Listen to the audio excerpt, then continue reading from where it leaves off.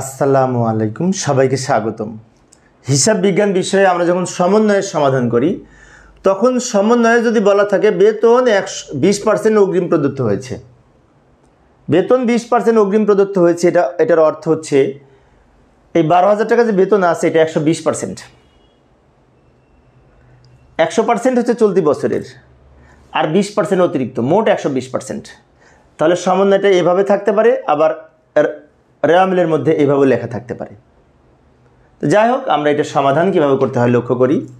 প্রথমত আমরা যখন বিশদায় বিবরণী প্রস্তুত করব তখন পরিচালন ব্যয়ের মধ্যে রেওয়ামিলে যে বেতন খরচ আছে 12,000 টাকা ওইটা লিখব। বেতন খরচ বলে রেওয়ামিলে যেটি দেওয়া আছে ওইটা লিখব। এখান থেকে অগ্রিম বিয়োগ করব। এখন অনেকের মনে হতে পারে অগ্রিম কিভাবে বুঝলাম, তাই না? আমাদের মোট লাগবে 100%, কিন্তু এখানে 120% আছে, অর্থাৎ 20% অগ্রিম আছে। আর এই 20% অগ্রিম বের করার নিয়ম হচ্ছে এই 12,000কে 120 দিয়ে ভাগ 20 দিয়ে গুণ। বিষয়টি আবারও বলছি, লক্ষ্য করি। 12,000কে এই যত পার্সেন্ট লেখা থাকবে, এখানে পার্সেন্ট কাটার দরকার নাই। 12,000কে 120 দিয়ে ভাগ আর 20 দিয়ে গুণ। 120 দিয়ে ভাগ করে 20 দিয়ে গুণ হবে, তাহলে 2,000 টাকা হবে, যেটি অগ্রিম আছে।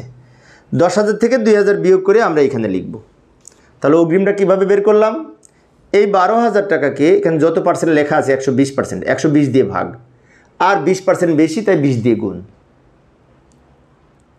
এটা হচ্ছে বিশদায় বিবরণীতে আমরা এইভাবে লিখব, অগ্রিম বিয়োগ করব। আর আমরা যখন আর্থিক অবস্থার বিবরণী প্রস্তুত করব, তো আর্থিক অবস্থার বিবরণীতে অগ্রিম অংশটুকু বসবে। এই যে অগ্রিম যত টাকা বিয়োগ করেছি সেই টাকাটা চলতি সম্পদ হিসেবে আর্থিক অবস্থার বিবরণী চলতি সম্পদের মধ্যে লিখব। অগ্রিম বেতন এই 2,000 টাকা অগ্রিম যেটি বের করেছি।